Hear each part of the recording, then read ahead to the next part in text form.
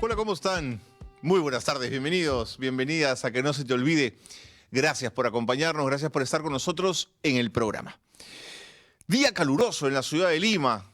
¿Cómo está el resto del país? ¿Cómo van las cosas en las regiones? Un gran abrazo a todo el país.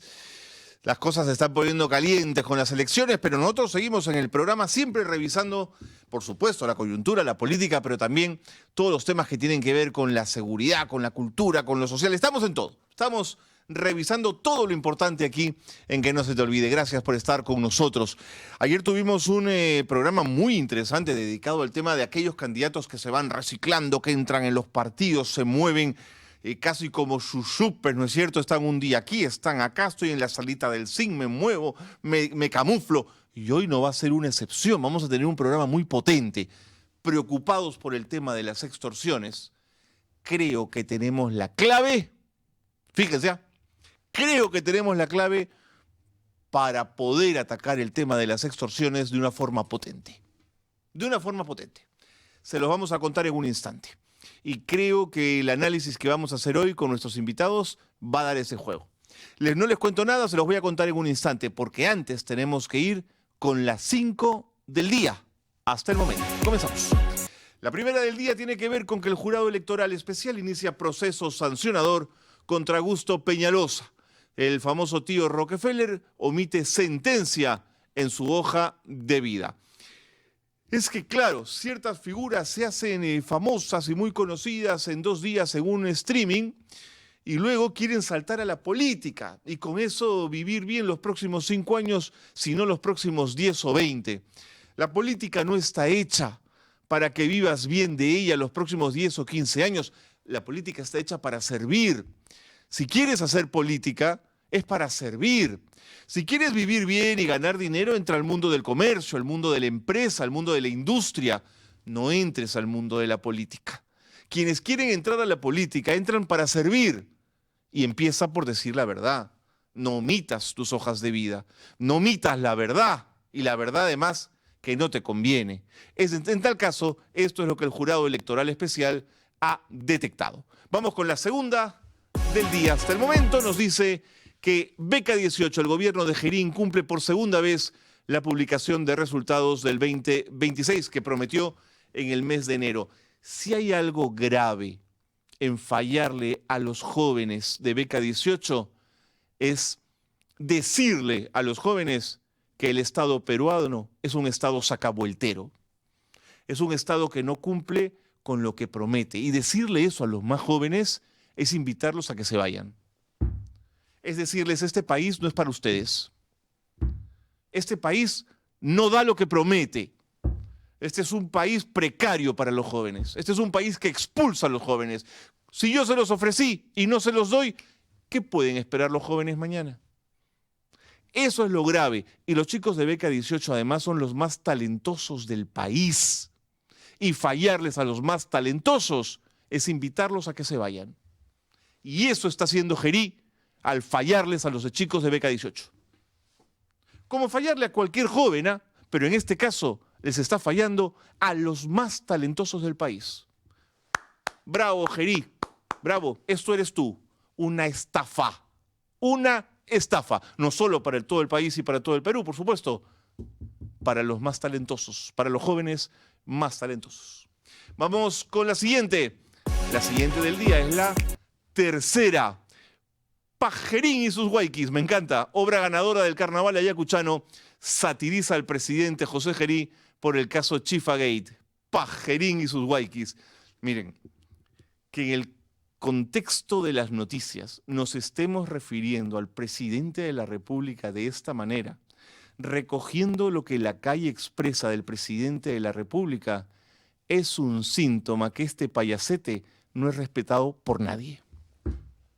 ¿Ustedes creen que al presidente Belaúnde alguna vez alguien lo iba a tratar de esta manera en la calle o en un medio de comunicación?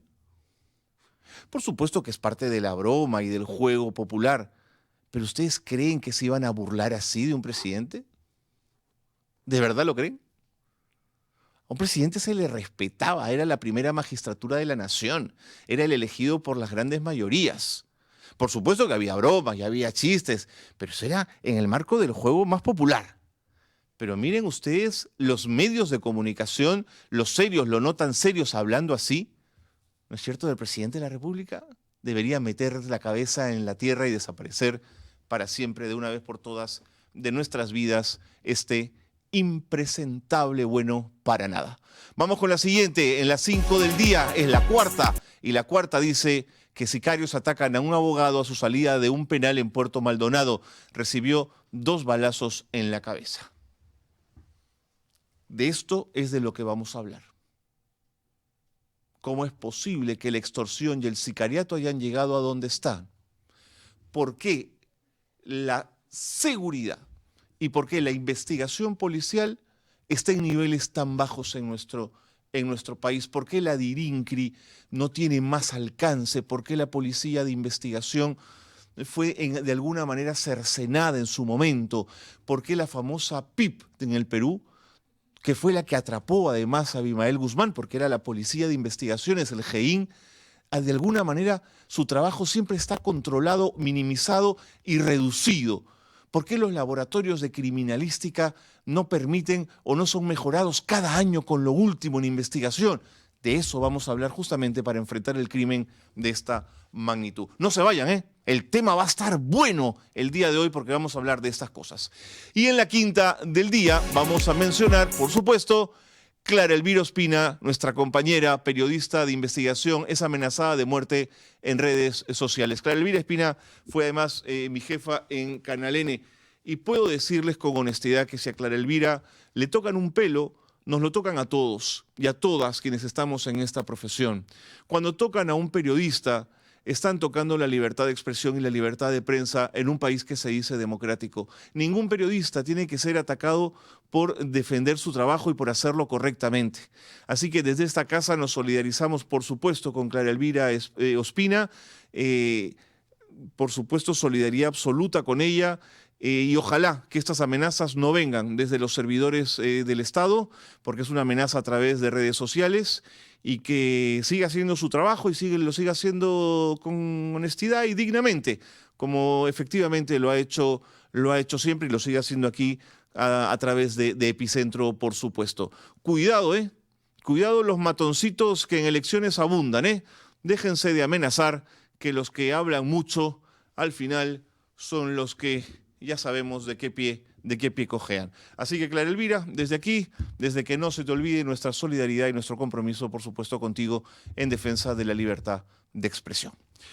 Muy bien, dicho eso, nos metemos de frente en el dato que faltaba.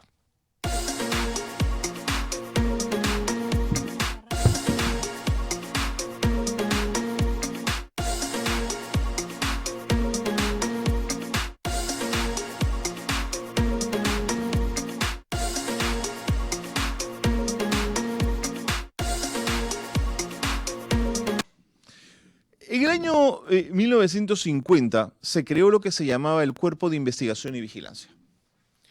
El interés era tener eso fue bajo el gobierno de Odría, una policía que sentara las bases de lo que luego fue la llamada PIP moderna. ¿Cuál era el objetivo? Tener una Escuela Nacional de Policía que luego en los 60 diera paso a la Policía de Investigaciones del Perú. Yo diría que es el nacimiento de una policía que se dedicara a investigar, pero no investigar, digamos, solo el postcrimen, sino a poder hacer seguimiento, investigación de fondo. Por ejemplo, en el caso de las extorsiones, cuando entra un extorsionador a una bodega, lo que hoy está haciendo la policía es detener, y no está mal que lo haga. Pero lo que tendría que hacer una policía de investigaciones grande y bien entrenada es no detener, es seguirlo, grabarlo, ver con quién habla, con quién se conecta, seguirlo, pero seguirlo significa horas, ¿no es cierto? Hacia dónde va, dónde pernocta, a quién se encuentra. Hay que relevar al que siga a esa persona, por supuesto, y hay que seguir a los que con los que se ha contactado. Es decir, el trabajo de investigación es el que da frutos para acabar con las mafias y con los extorsionadores.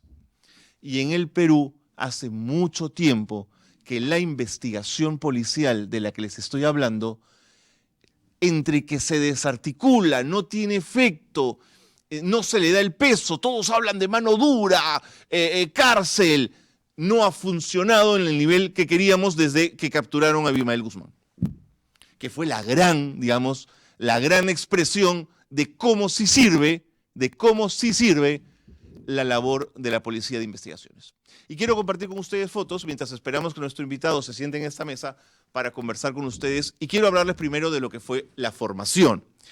En la época de oro de la Policía de Investigaciones del Perú, les estoy hablando de los años 60, miren ustedes, los laboratorios de criminalística se implementaron y funcionaron de la manera que ustedes están viendo.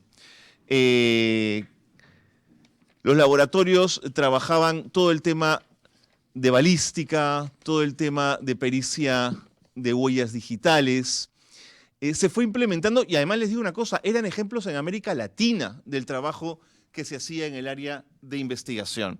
Quiero recibir al doctor Julio Corcuera Portugal, ex viceministro del Interior, justamente para hablar de esto y de lo que significa la investigación en la policía. ¿Cómo está? Carlos, Bienvenido. un gusto saludarte a ti y a la audiencia. No, encantado.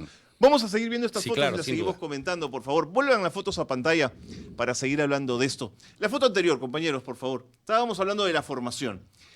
Además, miren la cantidad de cadetes que tenía la escuela de la policía y los cadetes que querían ser policías de investigación. Julio, ¿ser PIP significaba un orgullo en los años 60? Sin duda, no solo ser PIT, también ingresar a toda institución de las fuerzas policiales implicaba un motivo de orgullo familiar. Recuerdo mucho cuando yo era niño en ese momento que un vecino ingresa a la Policía de Investigaciones y era como Era ingresar a orgullo. medicina. Claro, igual guardia civil, no cualquiera era policía y era todo mérito. De pronto la carrera policial ha ido perdiendo prestigio social y eso va en desmedro de... Vamos a llegar a ello, claro. pero en esos años era una Sin cosa duda, prestigiosa. Claro. ¿Se acuerda, Carlos? Y seguro quienes frisan los 50 años recordarán aquella serie policial que presentaba como héroe a Gamboa. Claro. Que era un policía de investigaciones. Claro. No se veía CSI, lo que se veía era Gamboa y desarrollaba casos reales que la PIC había tenido De expedientes. acuerdo. Y la foto de abajo ya comienza con los foros o los primeros trabajos que tienen que ver con la incorporación del cuerpo femenino también al área de investigación de la policía. ¿Por qué era necesaria una policía de investigación?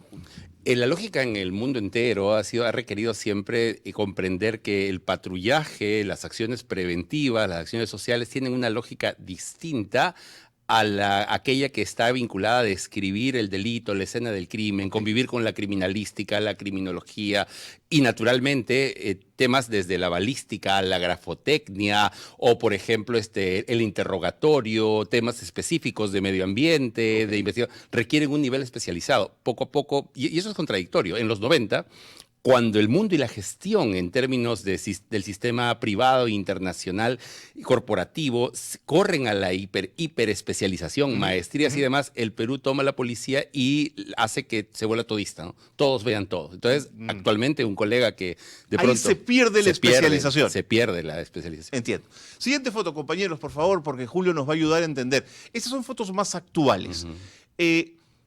Pero esta es la policía que analiza el delito ya cometido. Pero yo hacía la introducción y decía, ¿por qué no pensamos en una policía de investigación que se adelante al crimen, Julio?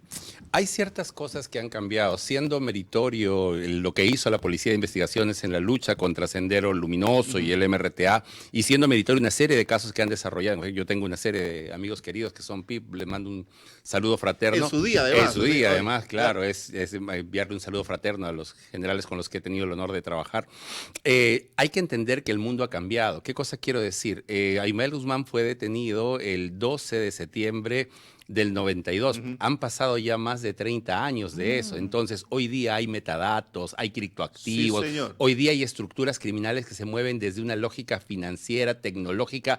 Ese tiempo no había los fenómenos globalizados. Para la que hay que estar también preparado. A eso quieres llegar, Julio. Exactamente. Con lo cual, la lógica de la persecución del delito, seguir el dinero hoy, no es seguir una ruta contable, como hizo Elliot Ness con Al Capone. Por supuesto. Implica mirar que criptoactivos, implica entender una dinámica. Y esa comprensión requiere un nivel de especialización que no se puede lograr si uno tiene a un oficial calificado saltando de unidad en unidad. Pero no todo fue tan bonito.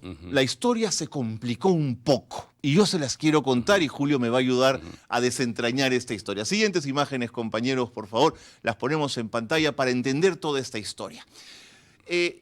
Lo que hacía la PIP tenía que ver con seguimiento e inteligencia. Los veíamos de terno al inicio. Miren ustedes la foto del camión. Ahí han incautado seguramente un alijo de contrabando o un alijo de cocaína, como en la parte de abajo. Todos estaban en terno. Ahí hacen detenciones. En la foto de la izquierda están viendo huellas. Están comparando huellas. Y además, a ojo, Julio, ahí claro. Es una a una, ¿no es cierto?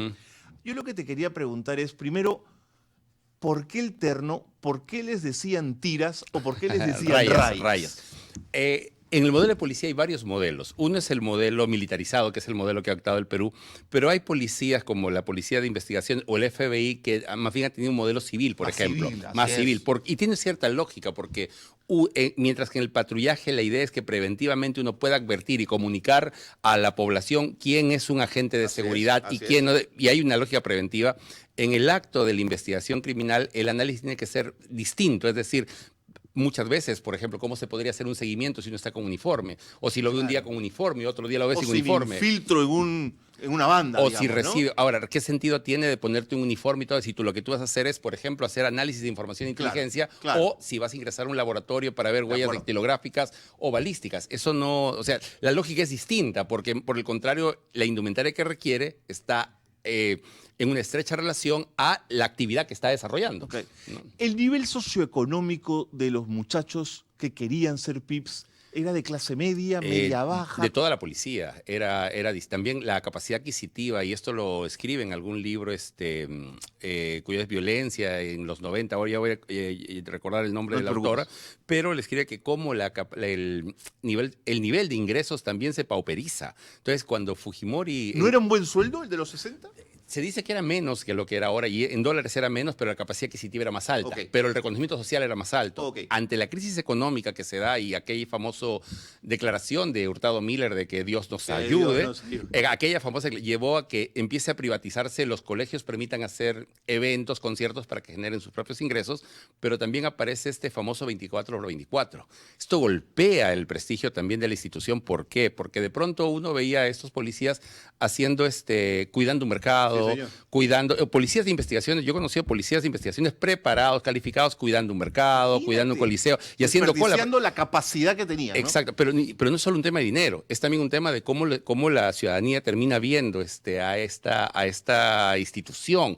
Pero además empieza también, digamos, el Ministerio del Interior y en general una serie de medidas de seguridad en los 90 son tomadas por militares, además de la policía. Lo que trato de decir es, la policía detiene a Abimael Guzmán, que es un mérito mayor, pero todos recordamos que la historia de los 90 vinculada entre el SIN y las Fuerzas Armadas tenía preponderancia. Es verdad, pero le supo a las Fuerzas Armadas chicharrón de cebo, por supuesto, que fuera la policía. Por supuesto. De eso vamos a hablar en un instante. Tenemos más imágenes. Este es el tema que les comentaba de seguimiento e inteligencia, que creo yo, con una policía de investigaciones mucho más especializada, podría golpear a la extorsión. Los más jóvenes no se acuerdan, pero lo que están viendo ustedes son fotos que hemos extraído de videos de seguimiento hecho por personal de inteligencia de la policía, el grupo llamado GEIN. Y son imágenes de Maritza Garrido Leca en la Casa de los Sauces en Surquillo, y están tomadas con un trabajo de inteligencia permanente que hizo la policía de esa casa. La otra es un seguimiento, si no me equivoco, es Huatay, me puedo equivocar. Marta Huatay, del MRTA. ¿No? Entonces, miren ustedes, todas son fotos de horas de seguimiento. La caída de la casa de Abimael fue el final de un trabajo de seguimiento De años. de seguir casa tras casa. Entonces, al Tren de Aragua se le puede atrapar si hacemos un trabajo sostenido de seguimiento e inteligencia, Julio. Pero hay elementos tecnológicos que corren de por medio. ¿Qué cosa Sin duda, quiero decir? Sin duda, no quiero minimizar esa parte, Julio. Pero ese seguimiento o ese análisis de datos tiene que ver con ciertos elementos que también están correlacionados. En efecto, se ha golpeado y hay un tema de medios y fines. ¿Qué cosa quiero decir? Si el Tren de Aragua, por ejemplo, tiene una alta incidencia en la trata de personas con fines de explotación sexual, la prostitución, concretamente, para que haya prostitución hay ciertas condiciones sine qua non, que haya hoteles de alta rotación, vamos a decirle, Seguro. hoteles que permitan. Entonces, A los que va usualmente el presidente, Exacto, por ejemplo. Por ejemplo, ¿no? Pero y casualmente en esa calle, por ejemplo, Rizo, por ejemplo. ¿No? Pero si usted cierra todos los hoteles en Rizo, se cae, el negocio requiere de medios y fines. Entonces, por eso es que la seguridad es integral. La labor de la inteligencia es importante, pero el control de la comunidad también es importante. Pero Julio, yo en esos hoteles puedo poner agentes, por ejemplo. Claro. O sea, puedo hacer un trabajo de penetración. Claro, pero si le corta los medios, ya no se aterriza el nivel. Exactamente. Porque de lo que se trata no es de que el delito se consume, sino que el delito no exista. O que la posibilidad de que el delito se desarrolle o el mercado criminal sea más difícil. ¿Por qué se alojan los actores, el Tren de Aragua concretamente que hemos hablado, en Rizo, o se alojan en Lima y no en el Callao y no en Trujillo? Porque ahí les es más difícil instalarse. De acuerdo. Entonces, es un tema de hacer difícil los medios para que no ocurran los fines. De acuerdo. Interesante. Julio, tengo comentarios. No sé si quieres No, por recibirlos favor, de los amigos que nos por están favor, viendo. total En el día apertura. de la PIB, porque a la policía, con ella somos sumamente críticos, pero también hay que reconocer, caray, que han hecho cosas estupendas en su momento. Nos dice Ruth, Geri es un títere lobista. Pero no me lo quiten tan rápido, compañeros. No he podido ni leer la mitad. Bueno, me lo vuelven a poner después. Beris dice, es claro que no todos son malos, pero justamente por no castigar y sacar a los que hacen daño a su institución es lo que los desprestigia. Pero claro, pero es que antes había ceremonias que creo que constitucionalmente no era, en fin, lo quitaron porque no era permitido, donde se les deshonraba, ¿te acuerdas? No Claro, es solo dinero, no es solo dinero, el castigo no es solo dinero. No, era No, una es deshonra de tus compañeros, ¿te acuerdas, Julio? Y el premio no es solo dinero, de eso de tener el honor de ser policía es. Eso pues. Hay una cosa que es importante, ¿no? Y hay ciertos héroes en esto que uno no recuerda. Mire, hay una historia muy conocida en la Policía de Investigaciones. Si usted ve el traje de Abimael, ahí dice 1509 en el pecho. A él lo detienen el 1209, pero lo que dicen diferentes personas involucradas en este proceso es que querían detenerlo el 15 de septiembre porque coincide con el aniversario de la PIP. Claro. No se hace el 12 de septiembre por el momento, pero se atribuye al coronel Tumba ponerle este 1509 para que quede pues, no.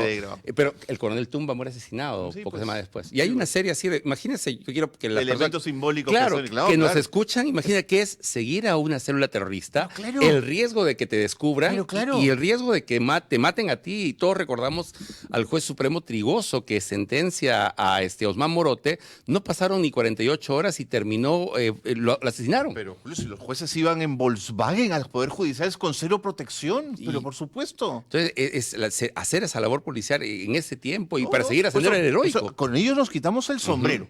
No, eso no hay duda. Podemos volver el último mensaje, por favor, que no lo pude leer, compañeros, me ayudan rapidito, para no quiero desairar. Bueno, entonces, en fin, me lo ponemos más adelante. Más imágenes para seguir avanzando. Bueno, hay un momento en que sí se producen serias tensiones. Habían tres cuerpos, ¿no? Claro. Republicanas, civiles y PIPs. Yo creo que los republicanos eran un poco como Más los como hermanos Limbe. menores, ¿no es cierto? Se encargaban de las cárceles. Pero miren ustedes, este es un documento maravilloso, lo digo maravilloso por su hallazgo periodístico que encontré en la revista Caretas, y miren ustedes cómo la Guardia Civil estaba furiosa con la PIP, ¿no? Entonces dice lo siguiente, he cortado partecitas. Hay un decreto supremo expedido el 19 de julio del 65, dice la Guardia Civil. Mina su disciplina, ¿no? Porque tratándose de sus instituciones castrenses, la Guardia Civil se asume como castrense, se asume como militarizada, ¿no es cierto? El siguiente, desmoraliza a sus miembros porque cuando están cumpliendo sus deberes. Siguiente, se solicita la vigencia del decreto supremo del 5 de noviembre del 60. O sea, lo que quiere la Guardia Civil es estar por encima de la PIP siempre, Julio. ¿Por qué se producen estas tensiones? ¿Por qué no podían convivir? Es normal que donde hay grupos diversos haya relaciones de cooperación y conflicto. Lo ideal es que las relaciones de cooperación pasen mejor, de cooperación o se optimicen y la de conflicto se reduzcan. Pero además hay que entender que es normal que en el grupo de pares existan rivalidades. Hoy día mismo en la policía, en las Fuerzas Armadas y en cualquier institución, en la Cancillería, hay grupos en pugna. Eso es lo normal. Lo anormal sería que todos sean un puño. Naturalmente hay ciertos niveles de normalidad que deben pasarse. Quiero dar un ejemplo concreto de un experto que estudia temas de violencia, cuyo nombre es René Girard. Girard planteaba que la tensión y la violencia es siempre del cercano y que ha sido fundacional en la civilización. Voy a dar ejemplos de Girard. Rómulo y Remo, Huáscar y Atahualpa, Caín y Abel, siempre es el cercano el que justamente el proceso civilizatorio pasa porque sus instituciones, sus dinámicas y sus retos permitan tener esto y llevar esto a un mejor norte. Ahora, la diferencia de pronto en la época pasa que como estaban unos con uniforme, otros de civil y otros aparecían relacionados a los penales y se dio la famosa huelga policial, aparecen en los medios de comunicación de la época. Pero no quiere decir que con la unificación no hay rivalidades. Claro que existe. Seguro que las hay. Y seguro que en el mundo periodístico también hay grupos, eso es normal. Ustedes eran Código 2. Eran Código 2 ellos. Ahora, hay que tener en cuenta una cosa muy importante. La Guardia Republicana y la lógica que tiene que la policía cuide los penales, no es solo un tema de cuidar los penales. Permítame, Carlos, hacer la precisión. No se explica la Mexican Mafia, o sea, la mafia mexicana, sin hablar de la cárcel de San Quintín. No se explica la pandilla 18, la Mara Salvatrucha, sin hablar de Salcatraz o la cárcel de Zacatecoluca. No se explica las matanzas que se dieron en Ecuador sin hablar de la cárcel del este de Guayaquil. No se explica el Comando Vermelo o el primer Comando Capital sin hablar de Carandirú o la Isla Grande del Sur de Brasil. Entiendo. Entonces, ¿qué quiere decir? O el Borboscoy Mir ruso o el Dragón Rojo chino sin sus cárceles. Mi punto es, si no se puede explicar el crimen organizado sin hablar de las cárceles, acá hay dos posibilidades. O el Perú es una excepción a la regla internacional o en el Perú no tenemos una labor de inteligencia que nos explique qué está pasando en las cárceles. Por eso es que hay una policía... Por eso es que el control de carcelario es tan importante. Y la inteligencia al interno. Claro. Porque al interno ellos se conocen, inclusive en Chayapalca. No es que están peleando, ellos se reúnen, conversan, comparten, hacen alianzas, se hermanan. Bueno, mira, eso es en las cárceles de Bukele, Salvatrucha y la otra Mara tienen que convivir juntos aunque no se soporten, ¿no? Bueno, ahí en este caso el Leviatán el Leviatán que representa es mayor que, ¿no? Si les está gustando el tema que estamos tratando, no se olviden de compartir el programa, darle like. ¿Qué tal si llegamos a los 100 likes para romper el algoritmo de YouTube y que este programa lo vean un montón de amigos y se animen a discutir en casa el tema de la investigación policial como potente tema para que los candidatos además lo tengan en su agenda de discusión de cara a las elecciones para que tengamos investigación policial de la buena de cara con la prevención del delito? Ahora, Julio, cosas que me preocupan. Cuando la corrupción entra en el ámbito de la Policía de Investigaciones del Perú, mi sensación es que la discusión con la civil ya tiene otros ribetes, es decir, se pelean jurisdicciones, pero también se pelean casos para quedarse con la cocaína, para pelearse con este caso lo resolví yo y los medios en tal caso resaltan el éxito de mi general y no del tuyo. Eso también pasó, Julio. Sin duda. Pero no solo ha pasado en el Perú, ha pasado en diferentes latitudes. De acuerdo, pero el mal de otros no es mi mal. Claro. Pero lo que quiero decir, citaba el caso de Edgar Hoover, que es el gran director del FBI, que en los años 50, cuando lo llevan a declarar en la comisión Katzenbach, que es la que estudia, la pregunta en Estados Unidos, después de la muerte de Kennedy, era, en Estados Unidos, ¿existe mafia o no existe? Ese era el motivo de la comisión Katzenbach. Lo llevan y el director del FBI norteamericano dice que no existe, que ese es un mito, que no hay cosa nostra. Después la investigación demostró que no, pero mi punto es que esos elementos de tensión van a pasar y por eso es importante que la policía se depure de cuando en cuando y eso va a pasar y eso viene a ocurrir. El caso de Villacoca fue un caso escandaloso.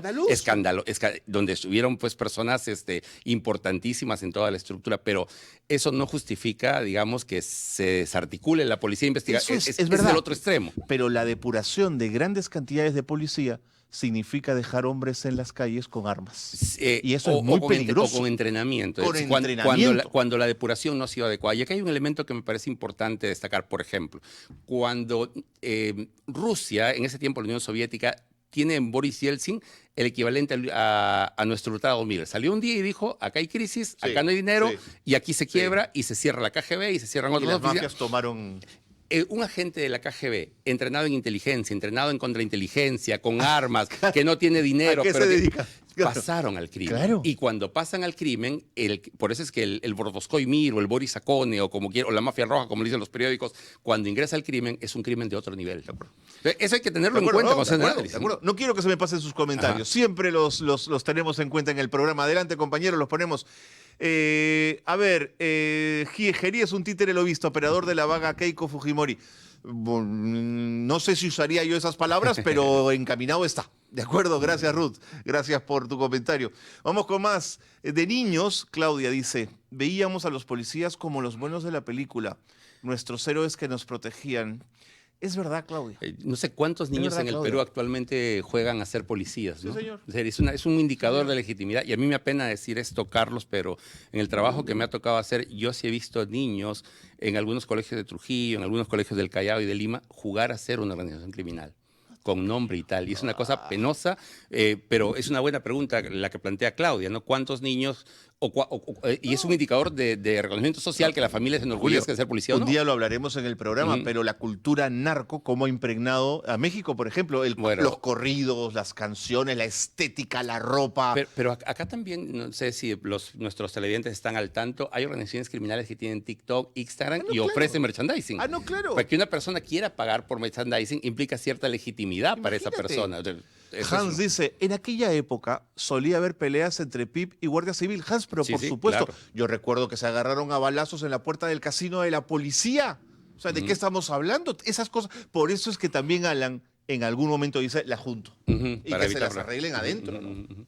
Pero dentro, además de facciones del APROBO, ha habido años después la discusión de si fue prudente o no fue prudente. Sí, pues, que no no. ha sido ajeno el debate. No ha Sí, sido... y tiene que seguir y fortalecer lo que es hoy la investigación policial. Yo creo que esa es una deuda pendiente, Julio. Fortalecer con recursos y Con evitar recursos y con cuerpo. y evitar que una persona que de pronto pasan de extremo a extremo, de hacer carrera en temas de investigación, puede pasar a tránsito, puede pasar a fronteras. Ese tipo de cosas Eso no es puede pasar, pues. propio, No puede exactamente. pasar, pues.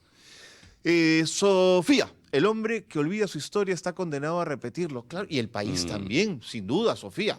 Y el elector. ¿no? Firmo. Y el elector. El elector, Y el el elector elector. también. ¿no? De El acuerdo. elector. Tenemos más imágenes para compartir con ustedes. El uso político durante el Velascato. Ujú, ujú. ¿Hubo uso político de la PIP, Julio? Hubo más bien golpe, todos recuerdan, no recuerdo el nombre de este general que se dice que afirman que golpeó a un suboficial de la Sí, señor. PIB, no recuerdo el nombre en este momento, pero más bien hubo copamiento. En eso es algo que tiene en común la presencia del tiempo de Velasco con el de Fujimori, ¿no? El afán de hacer a la policía de un lado. Por eso lo de la huelga policial. Porque en este recorte que encontré, por ejemplo, hay un mitin en Puno Ujú. para saludar la reforma agraria y los datos de cuánta gente había, de qué grupos habían, es un reporte de la PIP. Ujú. Entonces puede haber tenido un matiz de uso político en este caso, ¿no? Podría haber tenido, pero yo estoy seguro que si hicieron un informe con esos datos para, digamos, para engañar al enemigo o hacer con inteligencia, tiene que haber habido un informe paralelo que Ok, decía la verdad. De acuerdo, O sea, de acuerdo, eso- de acuerdo. Puede haber sido en sentido contrario. Claro, Ok, de con acuerdo. toda certeza. De acuerdo. ¿no? Y la siguiente imagen tiene que ver con esto, ¿no? Hay un texto también en la revista Caretas, gracias además por la revista Caretas por esta información. Es María Luisa Raigada, que tiene 29 años, es estudiante de sociología y es esposa Ujú. de un dirigente de izquierda, de Carlos, Ujú.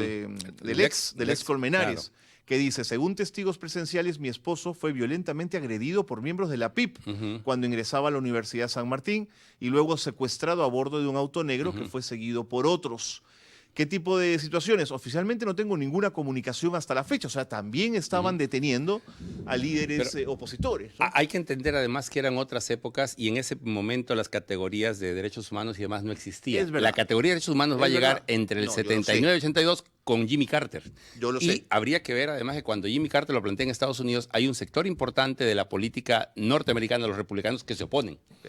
Y al punto de cuando Ronald Reagan llega, desanda al ondado. Pero hay un cuerpo policial usado para investigar que está deteniendo opositores. Entonces, por eso me decía, el uso Claro, político claro, de pronto siempre. también- Ahora, pero también el proceso de victimización, ¿eh? O sea, quiero decir, y eso hasta ahora. Hay personas que quienes nos dedicamos a esto sabemos que claramente es un actor criminal, pero yo le pongo un caso muy concreto. Hubo en el caso de Trujillo, en el año, y es un caso que yo he seguido, en el año 2008, se acusa un escuadrón de la muerte, que mueren actores criminales, y hay una señora que se dedica a la extorsión. Ella se dedica a la extorsión. Ella es una persona claramente vinculada al crimen, que crea una ONG pro derechos humanos. Vino a Lima, y periodistas reconocidos la entrevistaron por esto, pero sin saber que esta señora tenía todo un prontuario. Sí, ella era extorsionadora en ese momento. No, por supuesto. Porque eso puede pasar también. En tiempos confusos, creo que puede pasar.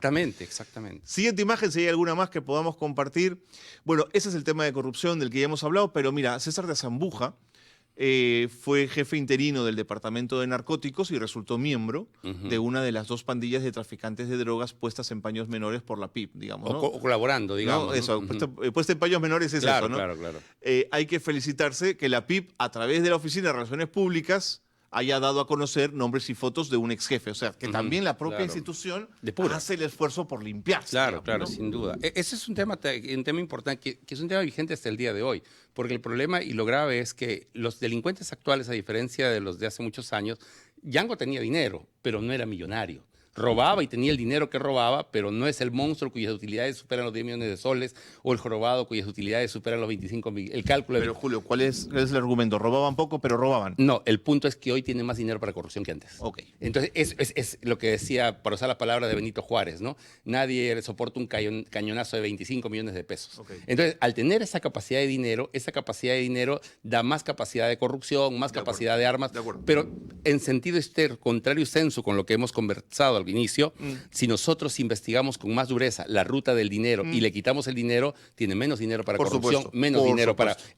pero esa búsqueda del dinero no se hace rompiendo una puerta, se hace especializando la Así investigación en términos financieros. Porque el dinero habla. Pero también con ayuda del sector financiero. Sí, y con ayuda del sector privado. Que tiene que, que mojarse.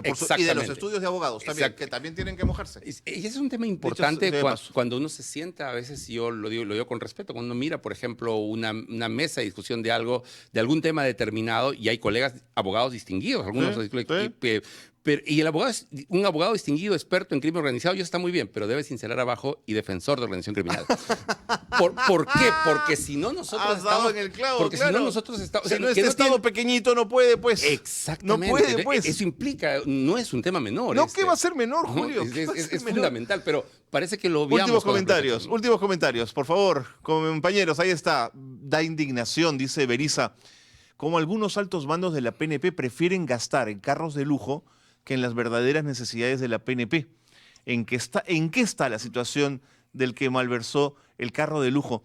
Tú sabes, Berisa, que en las Fuerzas Armadas tienen esa costumbre. Llegan a determinado rango, carro para todos. Yo no sé si la policía también tenía esa costumbre o la copió de las Fuerzas Armadas, Julio. No estoy seguro cuándo, pero es una tradición que tiene... Vieja tradición. Que tiene pero carrote, larga data, ¿no? En la Marina era un Camry, desde que yo recuerdo, un Toyota Camry, pero un carrote. No sé si lo siguen. Es como digamos, se le da para el uso, luego suelen vendérselo al precio ha depreciado y suele quedarse con el bien. Pero claro, en esta última ocasión ha sido, pues, digamos, bastante polémico por el alto estándar del auto. No, además los mandan a recoger el auto en ropa de civil como para no ser roche, digamos. No es como, si no hay nada que esconder, ¿por qué van de civil, Julio? Claro, y esto afecta un poco, además, la relación entre el público y la institución. Eso, no, hay tensión, claro que sí, Berisa, gracias por el mensaje. Isela dice, el día de hoy nuestra policía está carcomida por la corrupción.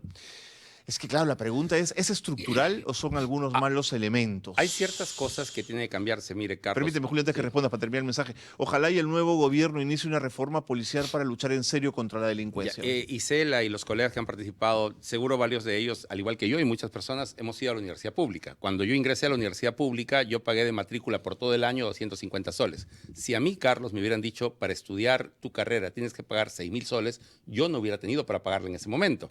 ¿Por qué hago este comentario? Cuando un suboficial de la policía ingresa, para tener derecho, tenía que pagar 6,000 soles de golpe.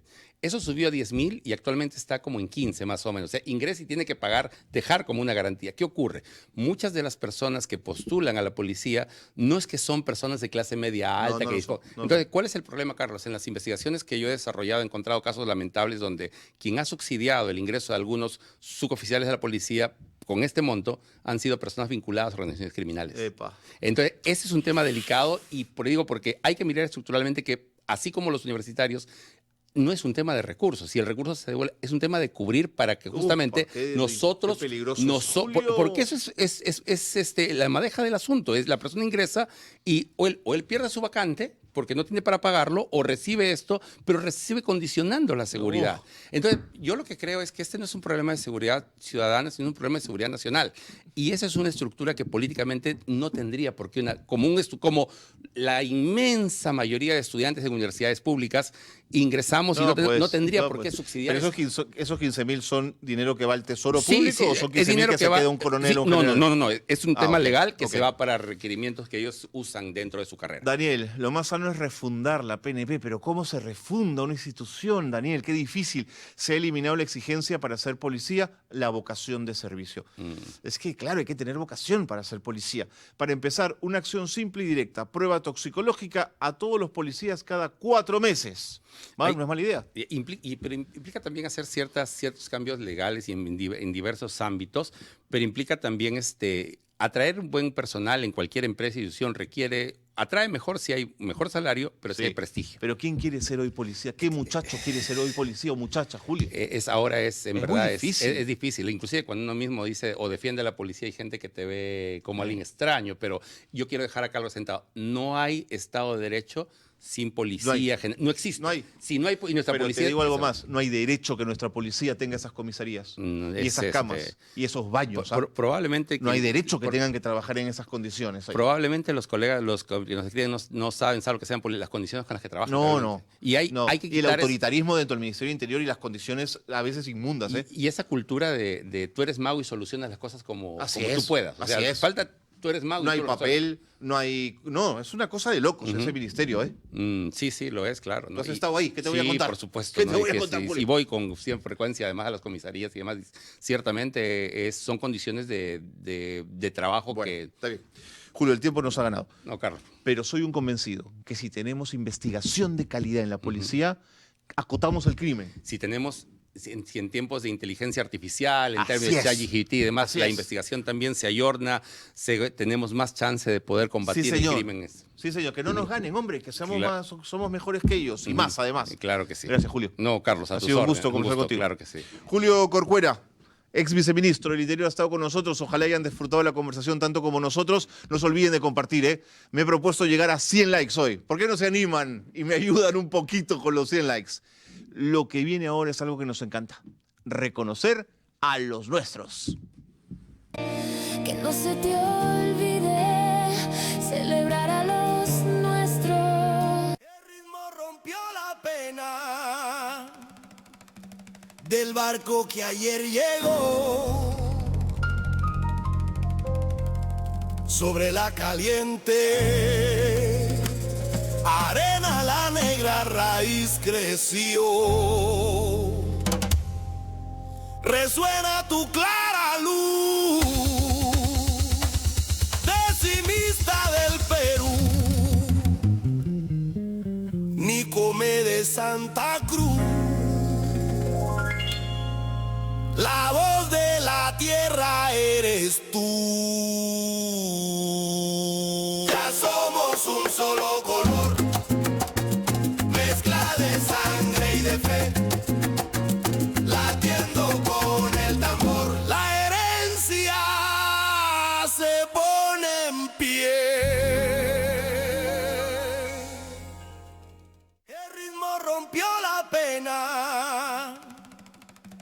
Del barco que ayer llegó sobre la caliente arena. La negra raíz creció. Resuena tu clara luz, decimista del Perú, Nicome de Santa Cruz, la voz de la tierra eres tú. Ya somos un solo color, mezcla de sangre y de fe, latiendo con el tambor. La herencia se pone en pie.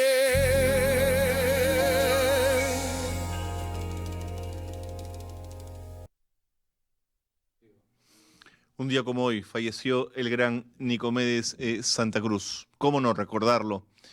uno de los hombres más importantes y trascendentes en lo que significó el folclore peruano y la política cultural en favor de lo afroperuano, ¿no es cierto? Perdónenme que me repita.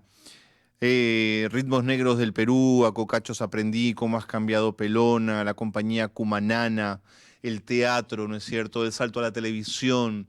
Tuvo que vivir en Madrid mucho tiempo porque, claro, también se decepcionó mucho por la falta de apoyo. Vivió allí, pero se dedicó al periodismo, al panafricanismo, estuvo en Senegal, en Cuba. Vivió su africanía con una intensidad enorme. Junto a Victoria Santa Cruz, su hermana, irradió África en el Perú y nos dejó esto, el legado de África, de lo afroperuano. Nos enseñó lo negro en el Perú y le debemos inmensas cantidades de todas esas décimas, esa literatura, ese sabor que la identidad negra dejó en estas tierras. ¿Cómo no recordar en un día como hoy al gran Nicomedes Santa Cruz? Es uno de los nuestros, es tan nuestro Nicomedes Santa Cruz que lo tenemos siempre presente. Espero que hayan disfrutado del programa. Yo lo he pasado muy bien. El tema de la PIP es un tema para pensarlo, para hablar de la investigación. Esto no es un tema de entrar en una cristalería con un elefante, el tema de las extorsiones. Al contrario, es un tema fino para trabajarlo con inteligencia. Así se vence al crimen y a los extorsionadores. Gracias por estar con nosotros. Gracias por la paciencia, por la buena onda, por acompañarnos siempre aquí en Que No Se Te Olvide. Mañana jugamos, va a estar Adolfo Aguilar, tremendo amigo y colega, y Brigitte Junot, joven actriz, la han visto en las novelas. Van a ver, tremendo programa. Dicen que me van a ganar en el juego. Hay que ser atrevido para una cosa como esa. Nos vemos mañana.